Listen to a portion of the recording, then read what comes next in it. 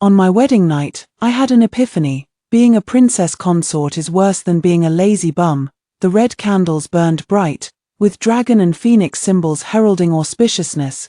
My so-called husband, Xiao Chengji, the current emperor's younger brother and the Prince of Rui, didn't even lift my bridal veil. Through the embroidered screen, his voice was as cold as the ice shards on a river in the 12th month. Lady Shen, now that you've entered the prince's residence, know your place.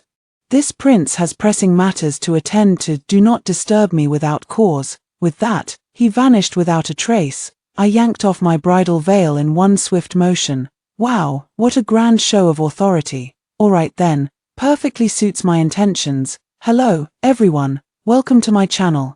Subscribe us to read wonderful stories every day. Now the story begins. My father, a minor 5th rank official, went to great lengths to get me into the prince's mansion as a concubine. What was he after?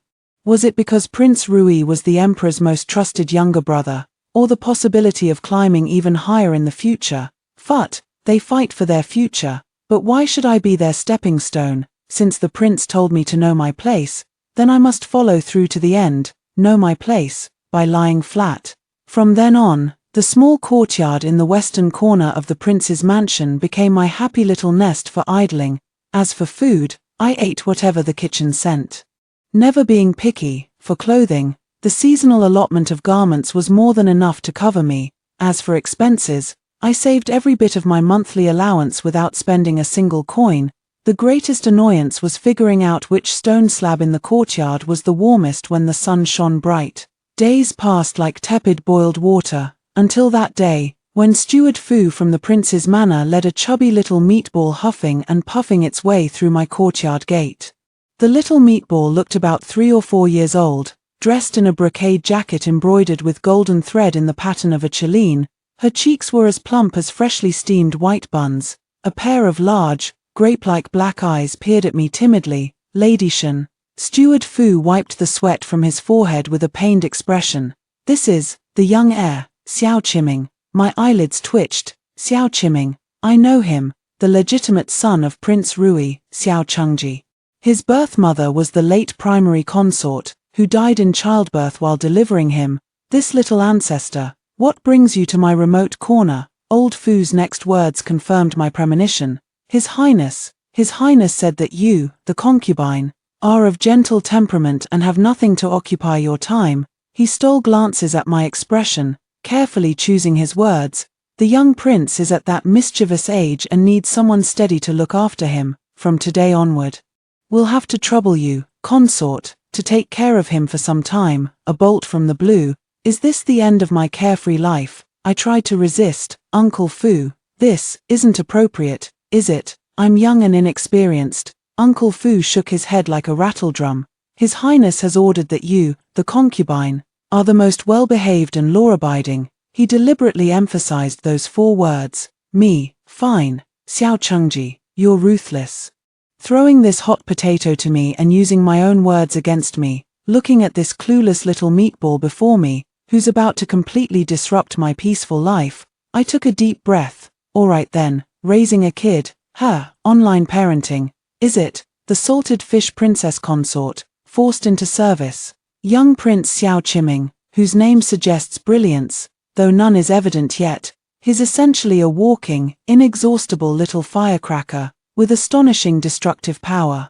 First day in my courtyard, lunchtime, he stared at the plate of crystal-clear shrimp dumplings on the table, drooling. Eat dumb dumplings. The chubby little hand darted over with lightning speed. Smack! The entire plate of shrimp dumplings, broth and all, landed on his expensive brocade jacket. The sauce dripped everywhere. He froze for 2 seconds, then his mouth twisted. Wow! The demonic sound pierced his brain. His wet nurse, Nanny Zhong, was scared out of her wits and rushed to strip his clothes for cleaning. The little one wriggled like an eel, wailing loud enough to shake the heavens. I covered my buzzing ears and walked over. No coaxing, no persuading, just squatted down in front of him, meeting his teary black-currant eyes at eye level. Qiming, I said flatly. The dumpling fell, the crying softened slightly. He sniffled and looked at me. Your clothes are dirty. I pointed at his greasy, damp front. He looked down. his little mouth about to pucker again. Crying, does it help? I asked. He stared at me blankly, letting out a hiccuping sob. It's useless, I answered for him. Crying won't bring the dumplings back. Crying won't clean the clothes. Crying, I paused, pointing at his tear-streaked little face, will only make your face hurt. He subconsciously touched his little face. Does it feel a bit tight? The crying had completely stopped, only quiet, pitiful sniffles remained. I stood up and instructed Nanny Jong, prepare warm water and bring clean clothes. Then I turned to him and said, get up on your own and go wash yourself. The little fellow had probably never been treated like this before. He looked utterly bewildered, but miraculously, I managed to prop myself up and staggered to my feet. Looking back every few steps, I was led away by Nanny Jong to be cleaned up. When Nanny Jong returned, she looked at me as if I were a monster, concubine. You're truly amazing. The young heir has never been this obedient before. I picked up the teacup and took a sip. I chuckled inwardly. What kind of nonsense is this? Step 1 in dealing with brats: be reasonable. Never mind whether he understands or not. Use declarative sentences and present the facts. Let him know that crying won't solve anything. The peaceful days didn't last more than 2. That little ancestor Chiming really outdid himself this time. Somehow he managed to sneak into Prince Xiao Chengji's study. Rumor has it that place is forbidden even to mosquitoes. They'd need to register before entering. Inside hung an imperial bestowed painting titled 10,000 Miles of Rivers and Mountains. It was said to be an authentic masterpiece by a renowned artist from the previous dynasty, worth a fortune. Xiao Chengji treasured it as dearly as his own eyeballs, yet in the end, little Ming clutched a half-used ink stick of unknown origin in his chubby hand. On that magnificent scroll depicting endless rivers and mountains, he drew a crooked, hideously ugly turtle, and with particular thoughtfulness, he added some bubble circles next to the turtle's head. The implied meaning is probably, a turtle blowing bubbles. Xiao Chengji returned from court and stepped into his study. His face immediately turned green, greener than the newly transplanted banana leaves in the imperial garden. Old Fu came stumbling into my courtyard, his voice trembling. Concubine, disaster, the young master has drawn a turtle on the imperial gift painting. My heart skipped a beat. We're done for. This time the mess has reached the heavens. I scooped up Chiming, who was blissfully unaware of the impending disaster as he poked at an anthill with a small stick in the yard. I carried him like a chick to the study's doorstep, where murderous tension hung thick in the air. Xiao Chengji stood before the desk with his hands clasped behind his back. His rigid silhouette resembled a fully drawn bow. The ravaged 10,000 miles of rivers and mountains painting lay spread across the massive writing desk. That ugly turtle statue faced the doorway, as if silently mocking us. Chiming must have sensed the tense atmosphere too, shrinking his neck and hiding behind my legs. I steeled myself and stepped inside. My prince, Shunshe. Xiao Chengji whirled around, his frosty star-like eyes boring into my face. Is this the result of your care? He pointed at the painting, his fingers trembling. A royal gift, utterly ruined. Do you realize the magnitude of this offense? The study was so tense you could freeze to death. Old Fu and Nanny Jong knelt on the floor, trembling like sieves. Chiming's little face turned deathly pale as he clutched tightly to my skirt. My mind raced furiously. Admit your mistake. Useless. Shift the blame. Even more foolish. In the blink of an eye, I caught sight of a few illustrated primers for children's literacy scattered on the corner of the desk, probably left behind before daybreak. I took a deep breath, didn't kneel, nor beg for mercy. Instead, I took 2 steps forward, walked to the desk, and pointed at that ugly turtle. Your Highness, please calm your anger. Allow your humble wife to say a few words. Xiao Chengji probably didn't expect this reaction from me, his brows furrowing into a tight knot. Speak. Chiming is young and ignorant, I said calmly. His mischief is due to my inadequate supervision, for which I take full responsibility. But look, Your Highness. I pointed at the few crooked bubble circles with my fingertip. The young master is not simply being mischievous or destructive. Oh, Xiao Chengji sneered, his gaze sharp enough to kill. Doodling on an imperial gift painting doesn't count as destruction. Your Highness, look at these bubbles. I raised my voice slightly. The young master draws circles, though the lines are childish and unrefined, he strives to close them, showing that the concept of roundness has already taken shape in his mind. I then pointed at the turtle, and look at this, turtle shape, though it doesn't resemble one closely, the head, body, limbs, and shell are roughly distinguishable. The young master is imitating the turtle he saw in his picture book. He didn't deliberately ruin the treasure, but rather, he was expressing the world as he sees it in his own innocent way. The study fell into dead silence. You could hear a pin drop. Xiao Chengji stared at me, then at the ugly turtle in the painting, his eyes flickering with uncertainty. Uncle Fu and Matron Zhong forgot to tremble, their mouths slightly agape. Chiming probably understood I was praising him. His little head peeked out slightly from behind my leg, curiously watching his father. You mean, Xiao Chengji's voice was filled with disbelief. Studying, yes, I said firmly. The young master is naturally lively and has a strong thirst for knowledge. The usual rigid copying and character recognition methods would hardly capture his interest.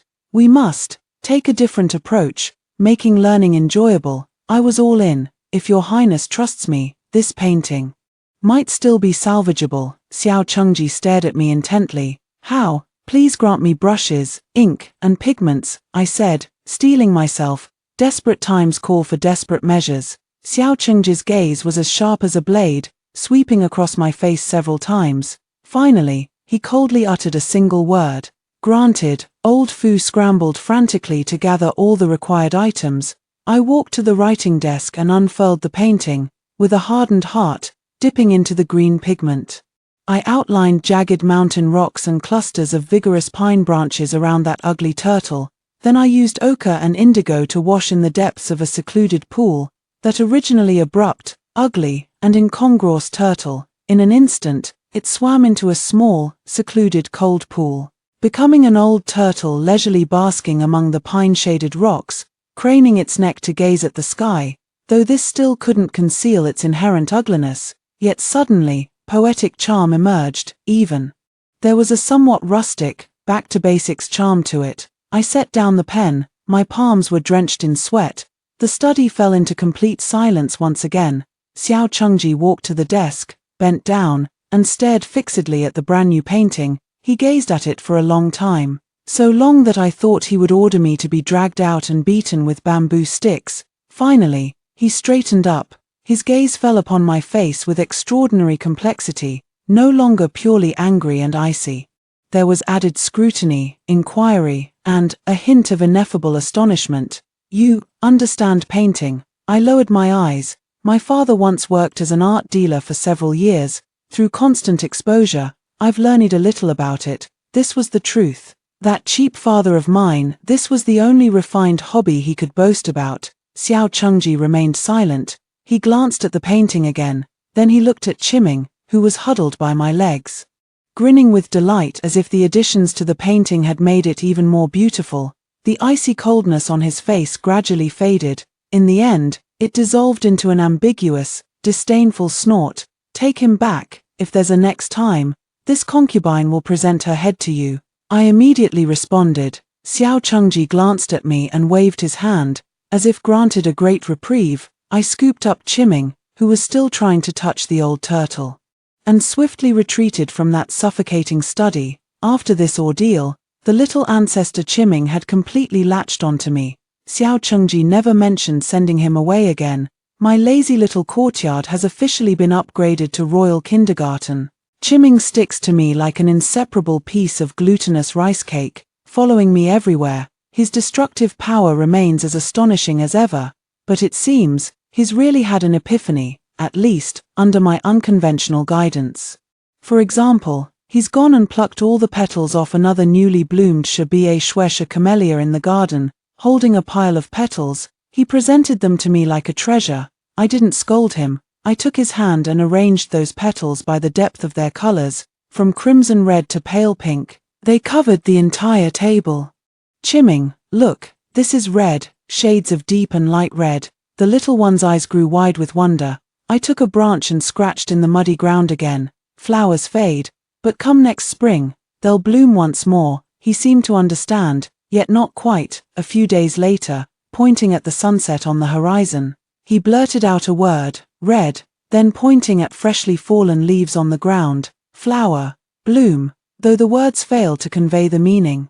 But Nanny Jong was so moved she nearly cried. Young master, the young master recognizes colors now, he even knows flowers will bloom again. For instance, he no longer runs wildly through the courtyard chasing butterflies. Instead, he would squat in front of an ant hole, watching for hours on end. Using a small twig to build a bridge for the ants, he would mutter to himself, cross the bridge. Occasionally, I would squat beside him, chimming, what are the ants doing? Carry food. He pointed at a worker ant carrying grain fragments.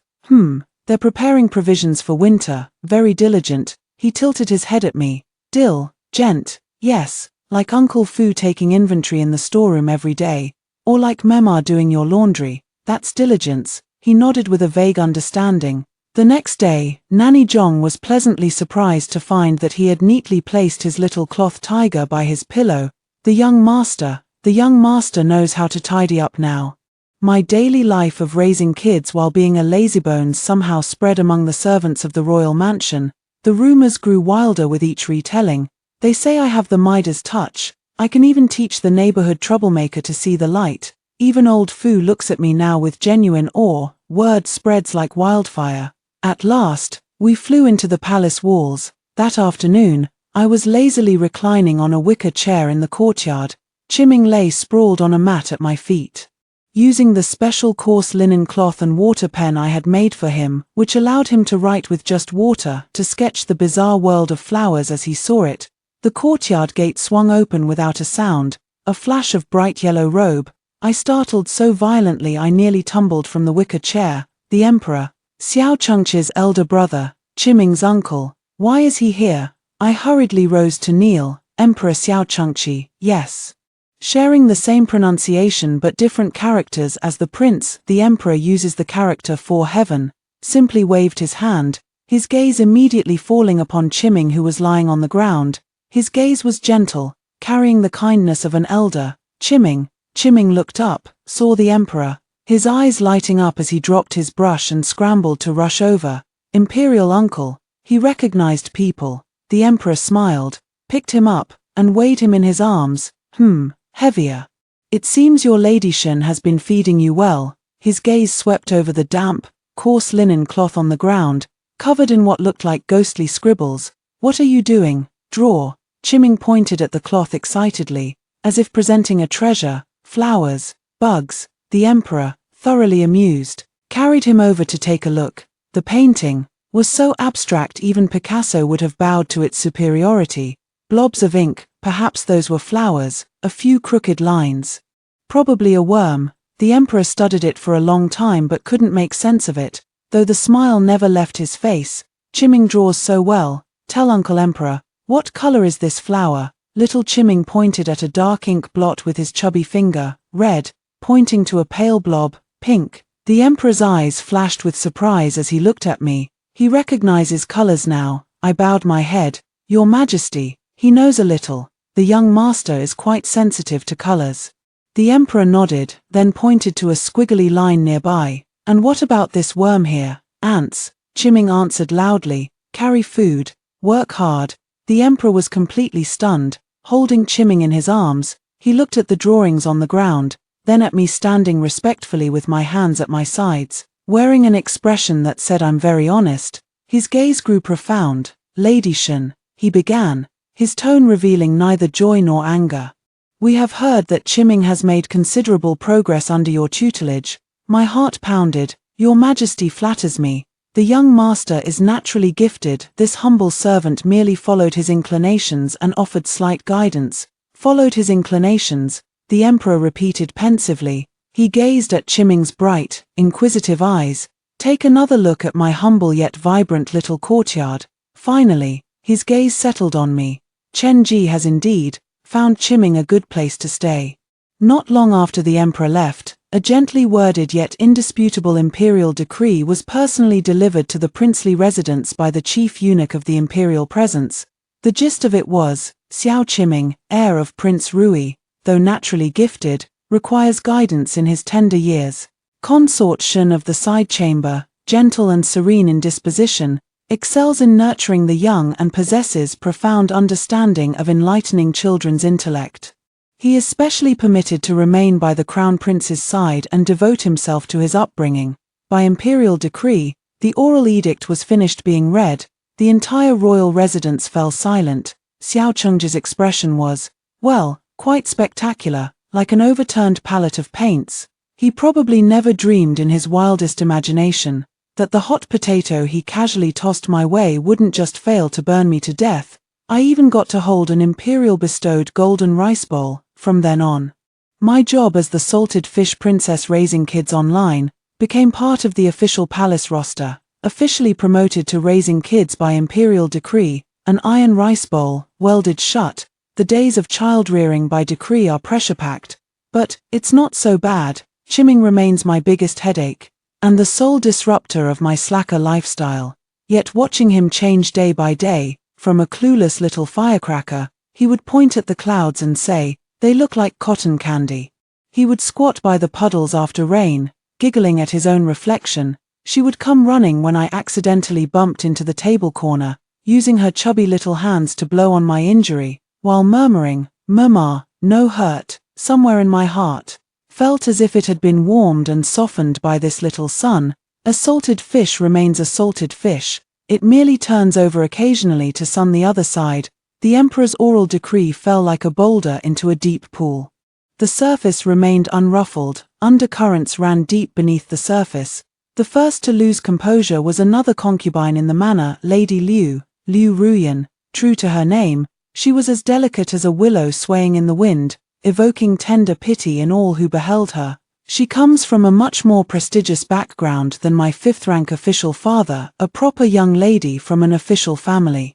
Rumor has it she originally entered the mansion aiming for the position of principal wife, yet not only did she fail to secure that position, but her limelight was also stolen by me, a lazy fish just raising children. How could she possibly be content with that? So, on a breezy and sunny afternoon, not really, she brought exquisitely crafted pastries, allegedly the handiwork of a renowned Jiangnan chef. She just happened to be passing by and wandered into my humble little courtyard. Under the pretext of paying a visit to the young master, Chiming was lying on the ground, playing a grain transport to the capital game with small wooden blocks serving as carts and horses. Following the simple map I had drawn for him to recognize, he kept murmuring to himself, grain arrives, no hunger." Liu Ruyan wafted in gracefully. A wave of rich perfume instantly overpowered the scent of dried osmanthus flowers sunning in my courtyard. Chiming wrinkled his little nose and sneezed.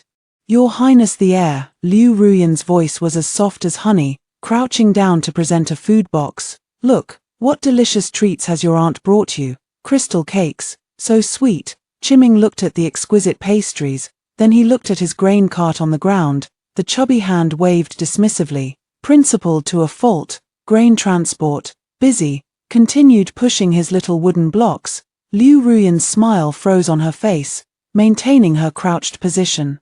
She looked up at me with a tone of playful reproach. "Sister Shen, I don't mean to criticize you, but the young master's status is so noble. How can you always let him play with these mud clods and wooden blocks? It's simply unbecoming." She took out a handkerchief, intending to wipe Chiming's slightly dusty little hands. "Look how dirty these little hands are." Chiming recoiled like a cat whose tail had been stepped on, abruptly withdrawing his hands and hiding behind me. Peeking out with a small head, warily glaring at Liu Ruyan. Liu Ruyan's hand froze mid-air, her expression began to falter. I leisurely set down the fabric book I was sewing for Chiming, filled with various animal patterns and simple characters. Sister Liu is most thoughtful, but the young master is at that age where he's naturally active and curious. Playing with mud and wooden blocks helps him learn about weight, discern textures, and understand cooperation. Though currently he only cooperates with himself, there's nothing inappropriate about it. I pointed to Chiming's newly arranged wagon train. "Look, he understands front and back, grasps the concept of transportation, and keeps muttering food arrives, no hunger." The seedling of people's welfare is already sprouting in his mind. Surely, this is better than being cooped up indoors memorizing books. Liu Ruyan was left speechless by my preposterous arguments. She probably thought I'd gone mad, elevating mud play to matters of national importance. She rose to her feet, smoothing her already immaculate skirt with a hint of coldness in her smile. Younger sister truly has a silver tongue. No wonder you can please both the heir apparent and those above. However, she abruptly changed her tone, lacing it with thorns. The heir apparent is after all the legitimate son of the prince, destined to inherit the title and bring glory to the family. If younger sister continues to follow his natural inclinations like this, and should the heir grow up knowing only play without understanding the sacred path of sages, this responsibility, I'll bear it. A cold, hard voice cut in. At the courtyard gate, Xiao Chengji stood there, unnoticed until now, clad in dark everyday attire. His expression revealed neither joy nor anger. Liu Ruyan paled in fright and hastily curtsied. Your Highness. Xiao Chengji didn't look at her. His gaze swept over Qiming, who was playing intently on the ground. Then it fell upon my face. Since this prince has entrusted the heir to Lady Shen, how to raise him is naturally her decision. He looked at Liu Ruyan, his tone calm yet carrying an undercurrent of pressure. Madam Liu, instead of pondering such matters, you do better to consider how to copy scriptures to pray for the princess's blessings. Liu Ruyan's face instantly drained of color. Copy scriptures. That was the hard labor reserved for concubines who had made mistakes. Her eyes reddened, and she seemed about to say more. Xiao Chengji coldly commanded. Dismissed. Liu Ruyan bit her lip, shot me a venomous glare, but ultimately dared not disobey. Retreating in humiliation, only the three of us remained in the courtyard, along with the clunking sound of Qiming pushing wooden blocks. Xiao Chengji walked over to Qiming and crouched down, watching the long and short, crooked car convoy he had arranged. What are you doing? Qiming didn't even look up. Transporting grain. For the hungry people. Xiao Chengji visibly froze for a moment. He raised his head to look at me, with an innocent expression. I said, the young master is kind-hearted. Let him be. Xiao Chengji fell silent for a moment. He said nothing more. He merely reached out, picked up a small wooden block, and gently placed it at the end of Qiming's caravan. Add one more. Liu Ruyan's defeated return seemed to flip some invisible switch. My lazy little courtyard inexplicably became the prince's mansion's model education demonstration base. First came several other concubines who'd previously been practically invisible. Using the excuse of bringing small toys and snacks for the young master, they came to me to seek wisdom. In roundabout ways, they inquired about how I trained the young master. What wisdom did I have to offer? All I could do was repeat the same old platitudes about following his natural inclinations and teaching through play. They listened in complete bewilderment, probably thinking I was just brushing them off. Later, even Uncle Fu came over hesitantly, rubbing his hands, his old face flushed red. That concubine. This old servant has a worthless grandnephew who's also at the age to begin learning, but he's so mischievous he could stir up heaven and earth. This old servant dares to be presumptuous. But I wish to seek the concubine's advice. Me. All right then. Considering the favor he did by bringing Qiming here initially, I casually sketched a few simple animal drawings, chickens, ducks, cats, dogs, and wrote some corresponding, easy-stroke characters, big, small, many, few. Uncle Fu, let the child recognize the pictures first, then match the words to the pictures. The characters are too big and complicated, children get frustrated just looking at them. Start with simple, everyday things they're familiar with. It'll be easier for them to understand, and they'll stay interested. Uncle Fu left as if he'd been given a priceless treasure, thanking me profusely. I thought that was the end of it. Never in my wildest dreams did I expect a bigger surprise was yet to come.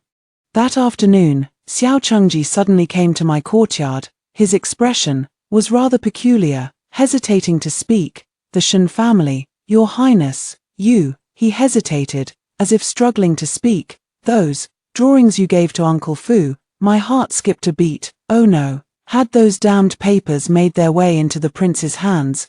Does he think I'm desecrating words, corrupting children? I quickly tried to make amends. These are just my crude scribbles, not worthy of serious attention. Merely meant to help children recognize common objects. No, Xiao Chengji interrupted me. looking at me with complicated emotions. His Majesty, the Emperor, a few days ago in the imperial study, was testing the young princes on their lessons. A sense of foreboding rose in my heart. The outcome was less than satisfactory. Xiao Chengji rubbed his temples. His Majesty was displeased, reprimanding the imperial tutors for their rigid teaching methods that merely wasted time. After returning to the palace, His Majesty somehow heard about your method of teaching Qiming to read. He paused, his expression growing even more peculiar. And then, there's the matter of Uncle Fu's grandnephew recognizing dozens of common characters within a month using your method. Me. His Majesty's oral decree, Xiao Chengji's voice carried a weary resignation, summons you to the palace tomorrow. My legs went weak. To the palace, mm. Xiao Chengji observed my instantly pallid face and seemed to regain some composure, the corner of his lips curling into an almost imperceptible smirk. Go and tell those venerable old masters at the Grand Tutor Academy about your so-called following natural instincts and teaching through play, methods for enlightening young minds, a bolt from the blue, thunderstruck, to make a lazy concubine like me, who just wants to lie flat. Go and lecture to the nation's highest institution of learning, to the most eminent Confucian scholars, give lectures. How about teaching kids to play with mud, watch ants, draw turtles? Your Majesty, do you perhaps have some misunderstanding about enlightening wisdom? Everything went black before my eyes. I can already see countless accusations of heresy, spreading fallacies, and profaning sacred teachings being thrown around. A dark mass came flying toward me. It was going to smash this salted fish of mine into fish paste. Why, Your Highness, my voice trembled, this humble concubine is overwhelmed with fear. How could someone as unworthy as I? The imperial decree is final. Xiao Chengji uttered 4 words, cutting off all my escape routes. He looked at my utterly terrified expression and, for some reason, seemed to cheer up a little. Relax, he said leisurely. His Majesty only asked you to talk, not to sit for the imperial examination. Those old pedants, he snorted. It's about time they heard a different voice. The next day, I felt like a martyr marching to the execution ground, wearing the proper side consort's attire, not daring to overstep. I carried my homemade cloth book filled with drawings of chickens, ducks, cats, dogs, and crookedly written characters. I was carried into the palace walls by an unassuming blue-curtained sedan chair. Destination, the side hall of Wenhua Palace. Emperor Xiao Chengqian did not make an appearance in person, yet the atmosphere in the hall felt even more oppressive than when he was present. Sandalwood incense curled upward in wisps. Behind several massive rosewood desks sat 3 white-bearded elders dressed in deep crimson or purple official robes. These were the 3 top figures of the Grand Preceptor Academy, Grand Preceptor Li, Chancellor Wang, and Academician Zhong.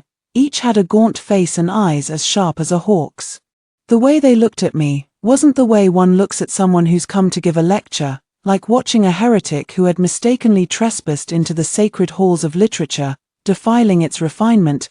The air was so thick it could be sliced. My palms were drenched in sweat. In my heart, I cursed the emperor and Xiao Chengji 100 times over. Ahum, the leading Grand Tutor Li cleared his throat, breaking the dead silence. His voice was aged, yet carried the weight of 1,000 jun.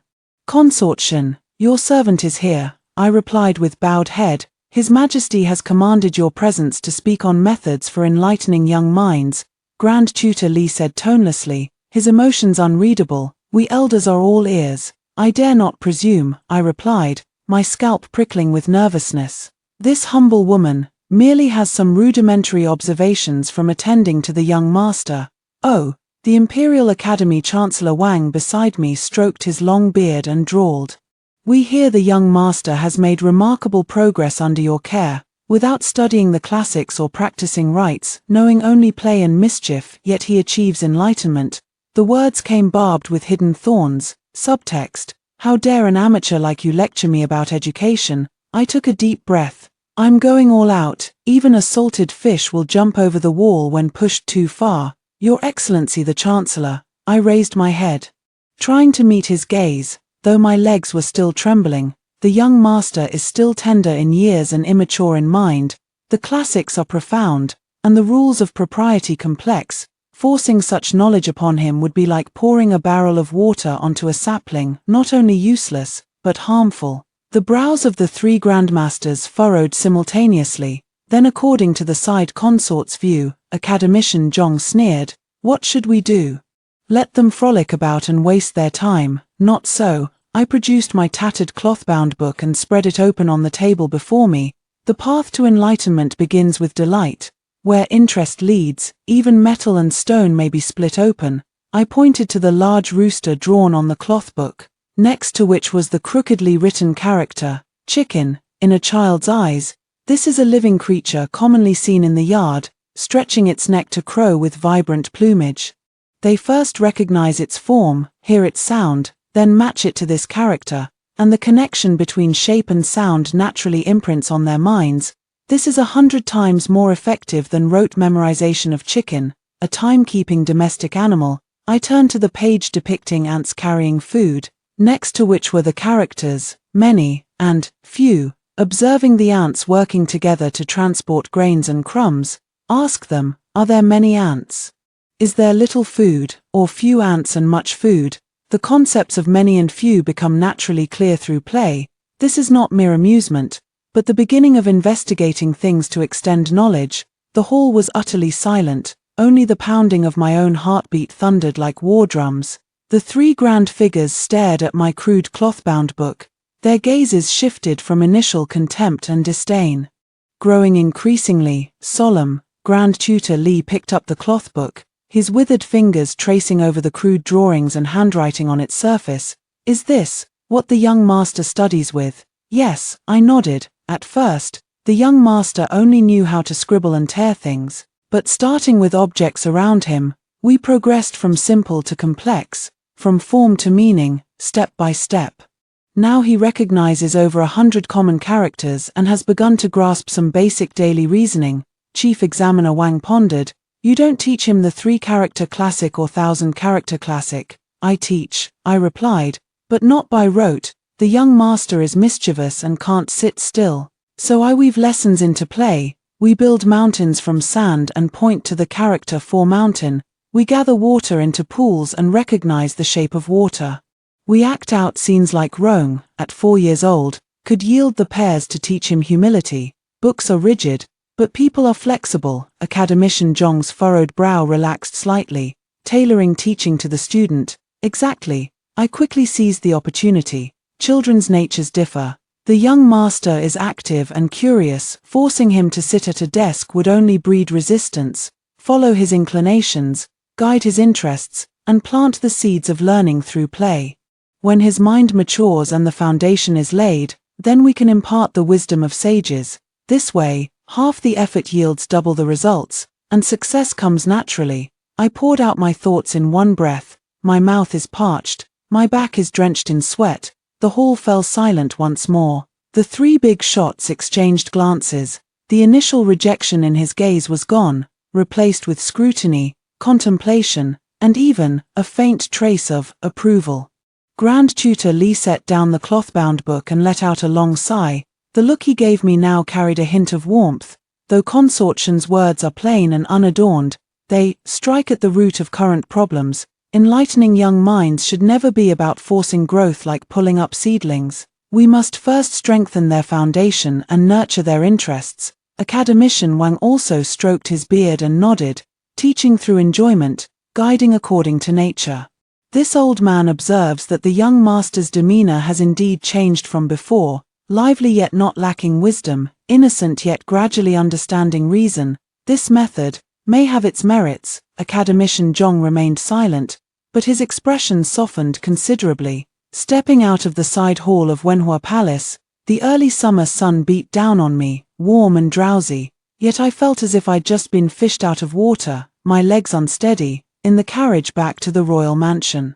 I leaned against the carriage wall, eyes closed. My mind kept replaying the inscrutable gazes of those 3 powerful figures. Heaven knows how I managed to come out alive. Back to my humble little courtyard, Chiming came charging at me like a little cannonball. "Your Highness," he threw his arms around my leg, looking up with his little face. "Uncle Emperor." "Mean," I froze. How did he know I went to see the Emperor's people? Auntie Zhong explained with a smile from the side. After you entered the palace, the young master has been restless, muttering "Mommy scared," saying there are mean old grandpas at the emperor uncle's place. My heart warmed at this. I crouched down and pinched his soft, chubby cheeks. Don't be scared, the old grandpas aren't mean anymore, really. I picked him up and pointed at the pomegranate tree in the yard that had just begun bearing green fruit. Look, when the pomegranate blooms, it's all fiery red and beautiful, isn't it? Beautiful, Chiming nodded, but now it's bearing fruit, green and hard, not pretty anymore, right? Chiming frowned slightly as he looked at the green pomegranate, then nodded. But by autumn, I said with a smile, it will turn red and sweet, filled with rhubarb-like seeds inside. Old scholars are like this pomegranate tree. Their minds hold vast knowledge, like unripe fruit, serious and hard to approach at first glance.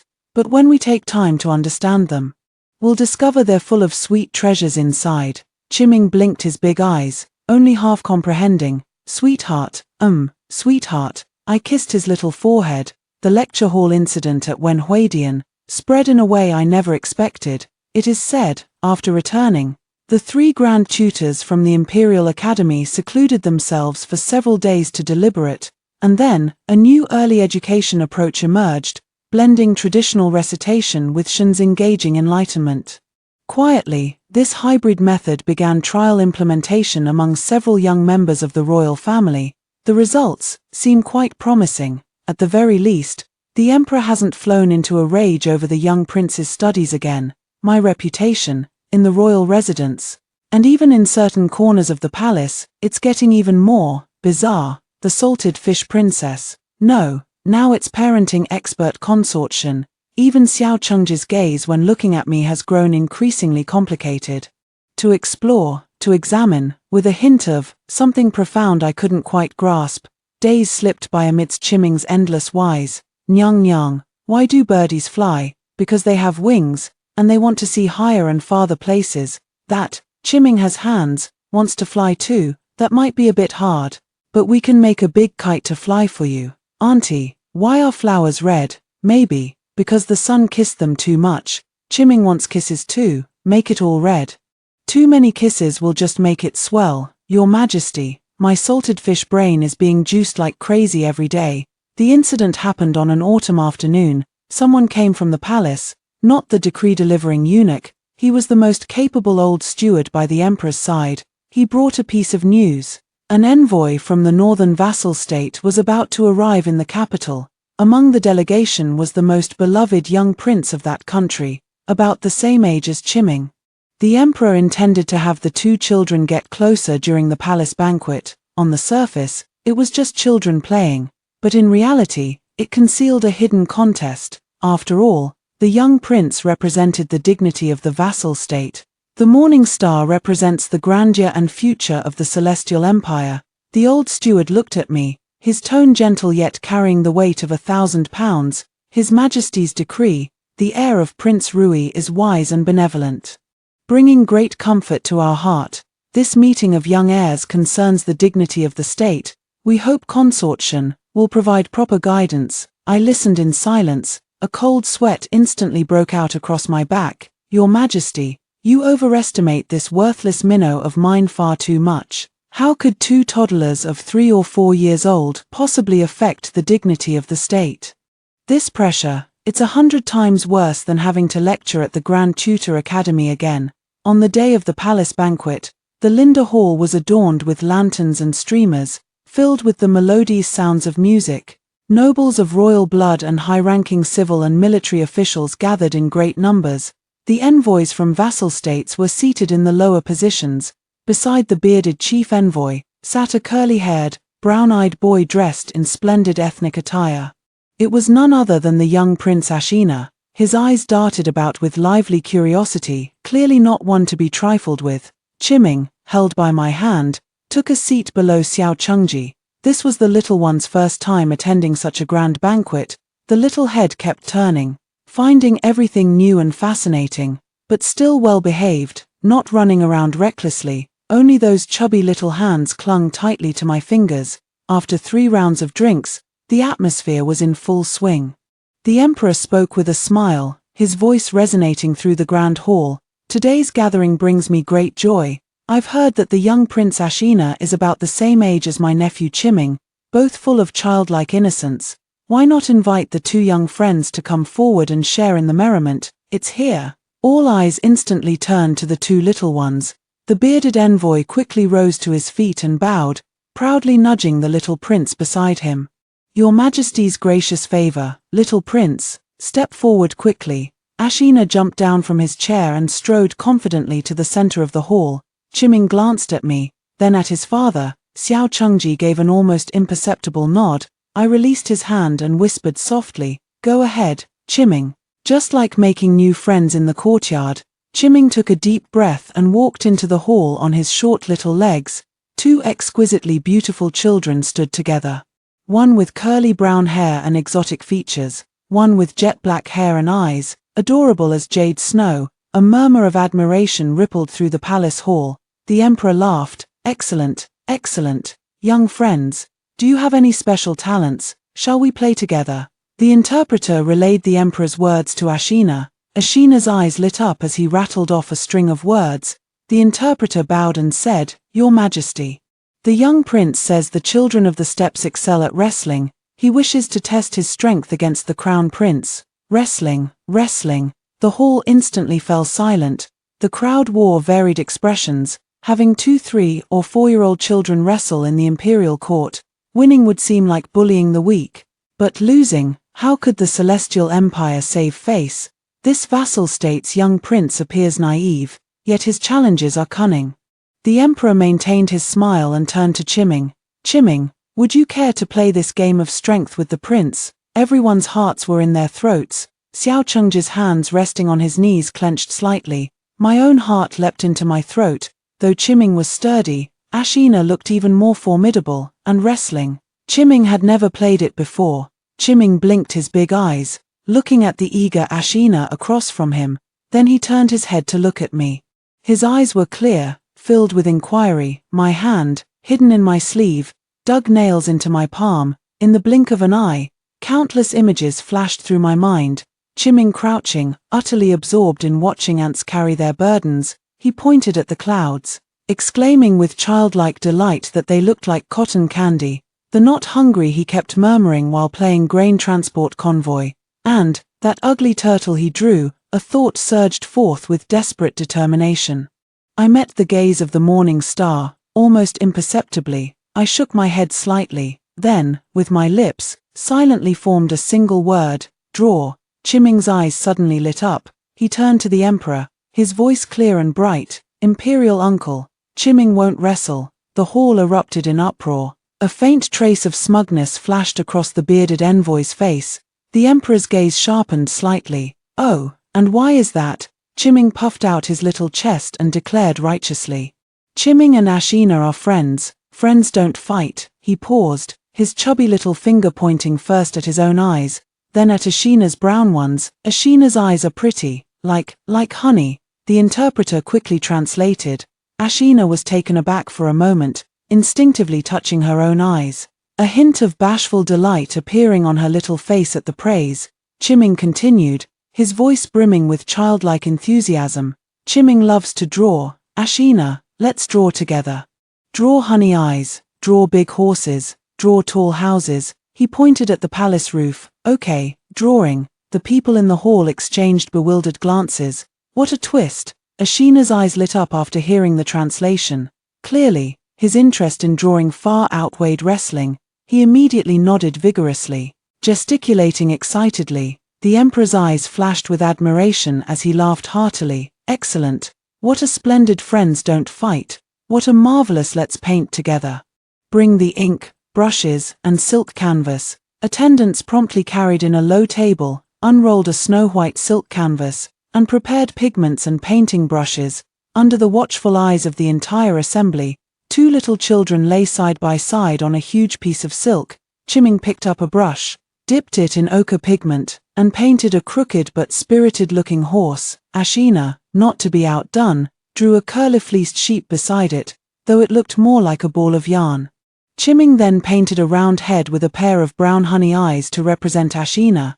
Ashina giggled happily. drawing a round head and adding black dots for Chiming's eyes. Two little heads leaned close together. You draw a stroke, I add a line. Language barrier. What language barrier? Not at all. Laughter and the sounds of babbling, cooing conversations filled the grand hall, a childlike, vibrant, and extremely abstract painting of friendship slowly unfolded upon the golden hall. No tension of clashing forces, only the pure laughter of children and the soft scratching of pencil tips. The tense atmosphere in the hall instantly melted away. It was replaced by relaxed, joyful laughter and admiration. The emperor clapped his hands and laughed heartily. Marvelous, absolutely marvelous. This painting shall be treasured in the palace, and this sentiment shall become a fine tale between our two nations. The bearded envoy's look of triumph had long since vanished. Watching his little prince's genuinely happy smile, he stood up and bowed deeply to the emperor with heartfelt respect. The magnanimity of the celestial dynasty, the heir's benevolence and wisdom, this humble prince feels utterly at home. Our kingdom shall forever bask in your heavenly grace. A potentially contentious confrontation had been averted. Dissipated in the laughter and paintbrushes of two children, Xiao Chengji's tense shoulders finally relaxed. He turned to look at me, across the clamoring crowd. His gaze was as deep as an unfathomable cold pool. The emotions surging within were complexities I had never seen before: shock, inquiry, comprehension, and a trace of indescribable intensity. The palace banquet concluded. Returning to the prince's residence, the night had grown late. I managed to coax Chiming, who was still murmuring honey eyes in his sleep from overexcitement, into slumber. I was exhausted to the point of falling apart. Just stepped out of his small room, under the moonlight. Xiao Chengji stood with his hands behind his back beneath the pomegranate tree in my courtyard. The ground bathed in silvery radiance. My lord, my heart skipped a beat. He turned around. Moonlight outlined the sharp contours of his stern profile, yet his gaze shone brighter and deeper than the moonlight itself. At court today, he began, his voice low. Was this your doing? I lowered my eyes. This humble one merely gave the heir a choice, a single character, painting. Yes, why painting? I remained silent for a moment before raising my head to look at him. Because the crown prince likes it. Because painting requires no words, the heart's intent is enough. Because blades inevitably wound, but ink and brush endure. Xiao Chengji stared fixedly at me. His gaze was sharp, as if trying to pierce through my skin to see what truly lay within. Shen Jingjia. He called me by my full name for the first time. Since entering this household, you've been docile and obedient, living like a salted fish. I always thought you were ambitionless, lazy, and dull. But who would have known? He took a step forward. His towering figure loomed over, exuding an overwhelming pressure. You've hidden yourself so well. My heart suddenly clenched. This concubine. No need for excuses, he interrupted me, his tone strangely carrying a hint of amusement. Debating scholars in the Hall of Literary Brilliance. I merely thought you had some quick wit. Today in the Golden Hall, weapons were turned into gifts of jade and silk. He chuckled softly, the sound piercingly clear in the silentness. This lifeless fate of mine has been revived by a salted fish like you. The stream gurgled merrily. The sunlight was so warm it made one dizzy. His words, like a pebble tossed into a heart's lake, rippling in endless circles.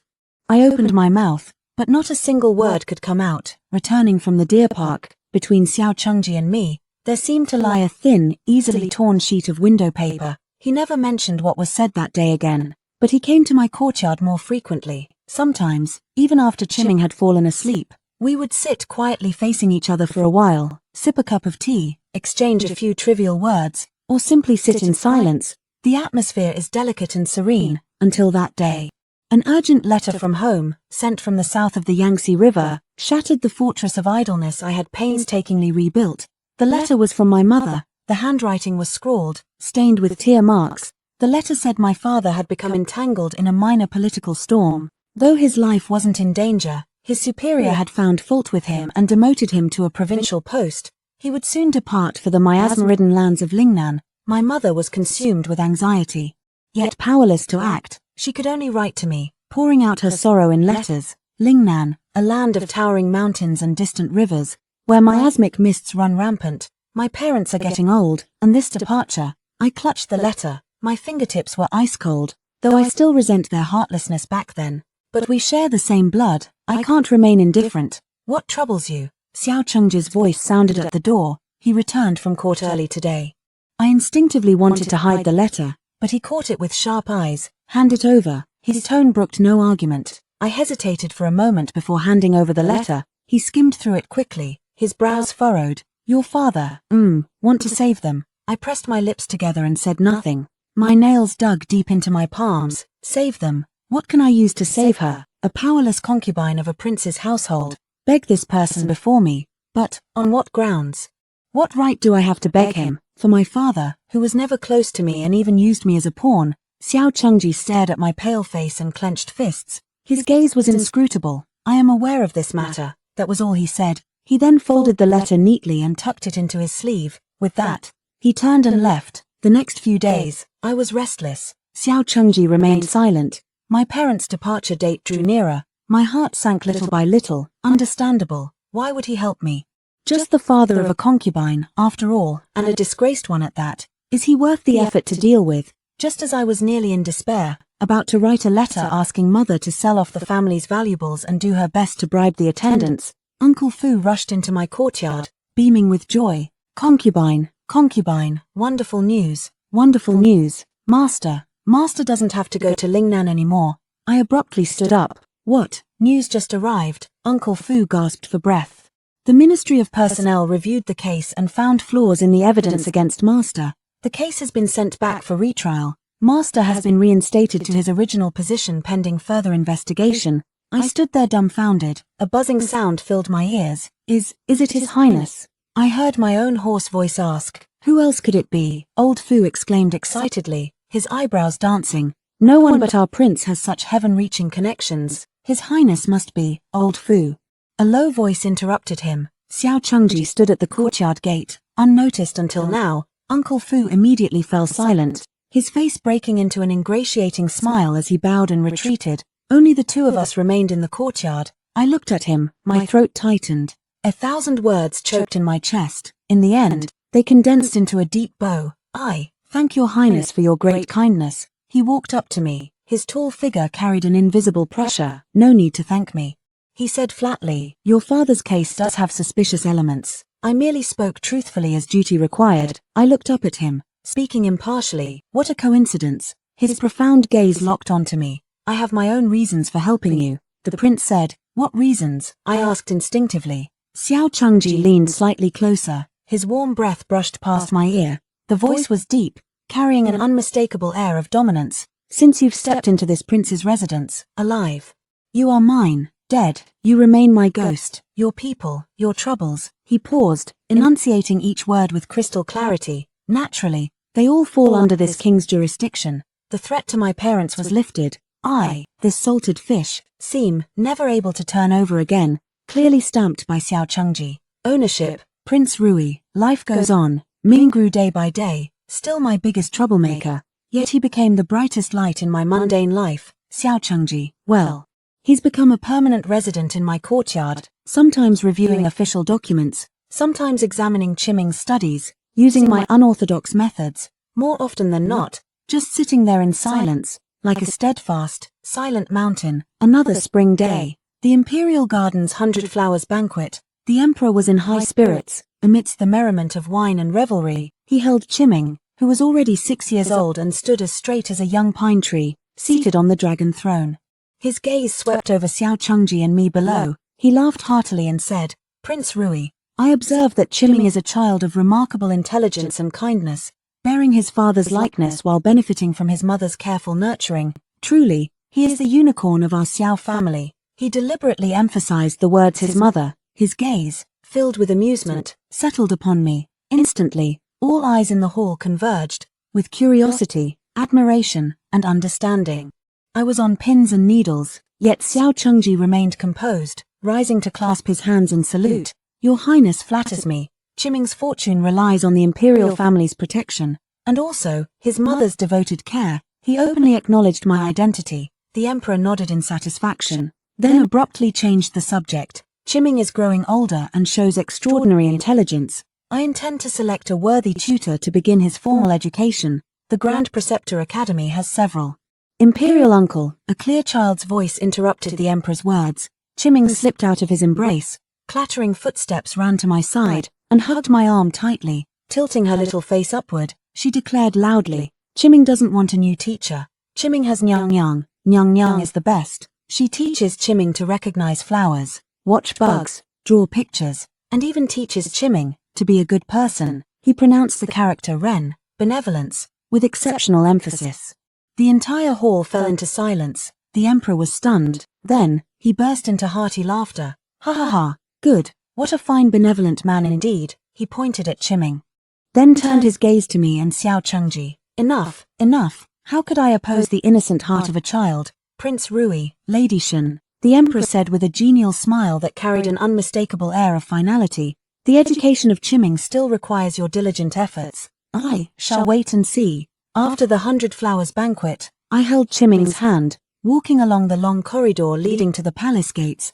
The setting sun stretched our shadows long. Chiming chattered away about the amusing incidents at the banquet. Your Highness, Uncle Emperor praised Chiming as benevolent.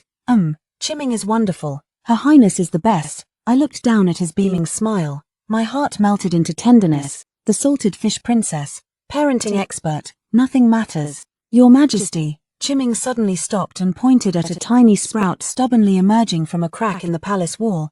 I followed his finger to look, that tender green.